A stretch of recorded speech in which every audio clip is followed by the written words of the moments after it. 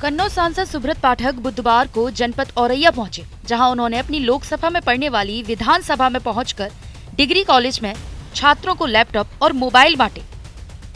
वहीं कार्यक्रम की समाप्ति के बाद मीडिया से बात की और एक बार फिर सपा मुखिया अखिलेश यादव पर करारा प्रहार किया और सपा की 2024 की तैयारियों पर बोले कि उनकी तैयारी से फर्क नहीं पड़ता। लोकतंत्र में सबको अधिकार है, लेकिन जनता का जनादेश नरेंद्र मोदी जी होंगे। जनता मोदी जी के साथ है। तैयारी करना लोकतंत्र में सभी का अधिकार है, लेकिन उनकी तैयारी का जनता का जो जनादेश होगा, मेन तो वही होगा। तो जनादेश तो नरेंद्र मोदी जी के साथ ही है। वहीं मैनपुरी की जीत पर बीजेपी सांसद सुब्रत पाठक ने कहा कि अखिलेश यादव को एक बार घूमकर 2018 में आना चाहिए। अखिलेश जी ने गोरखपुर चुनाव जीता और फूलपुर का चुनाव जीत लिया था, जिसके बाद उन्हें लगा था कि उत्तर प्रदेश में अब उनकी सरकार बनेगी, जिसको लेकर बसपा के साथ मिलकर गठबंधन कर लिया था। तो उन्हें लगा कि उत्तर प्रदेश की सारी सीटें जीत जाएंगे। लेकिन जब 2019 का चुनाव आया तो मोदी फैक्टर साथ में आया और उत्तर प्रदेश में सुनामी आई और गठबंधन को उड़ा कर ले गई, जिसमें कन्नौज भी था। अखिलेश यादव शायद ये भूल रहे हैं। अखिलेश जी को घूम के एक बार 2018 में आना चाहिए।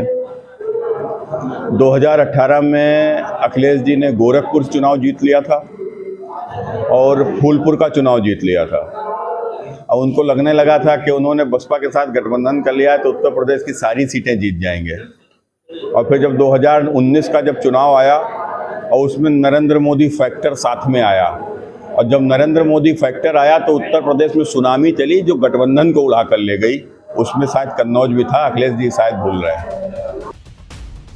वहीं मैनपुरी में हुए उपचुनाव में सपा की जीत पर तीखा जवाब देते हुए कहा कि जब घर घर जाकर सिंपैथी के नाम पर वोट मांगे तो स्वाभाविक है कि नेताजी मुलायम सिंह यादव लोकप्रिय नेता थे। उनकी विचारधारा पर सभी ने श्रद्धांजलि के रूप में वोट कर दिया, लेकिन श्रद्धांजलि बार बार नहीं दी जाती। मैनपुरी की जीत स्वाभाविक रूप से जब पूरे घर ने घर घर जाकर और सिंपैथी के नाम पर वोट मांगे तो नेताजी वहाँ पर श्री मुलायम सिंह जी यादव वहाँ के ऊपर लोकप्रिय नेता थे और उनको कहीं ना कहीं दूसरी विचारधाराओं के लोग भी वोट कर देते थे। तो उनको एक श्रद्धांजलि के नाम पर वोट कर दिया, लेकिन श्रद्धांजलि कोई बार बार थोड़ी दी जाती है। इसके साथ ही आरक्षण को लेकर कहा कि आरक्षण हिंदुस्तान में उन लोगों को दिया गया है जिनमें योग्यता थी, उसके आधार पर आरक्षण दिया गया। जो अधिकार हमारे संविधान में दिया हुआ है उससे कोई भी खिलवाड़ नहीं होगी। जिसका जो अधिकार है उसको अधिकार मिलेगा। भारतीय जनता पार्टी इसके लिए संकल्पित है।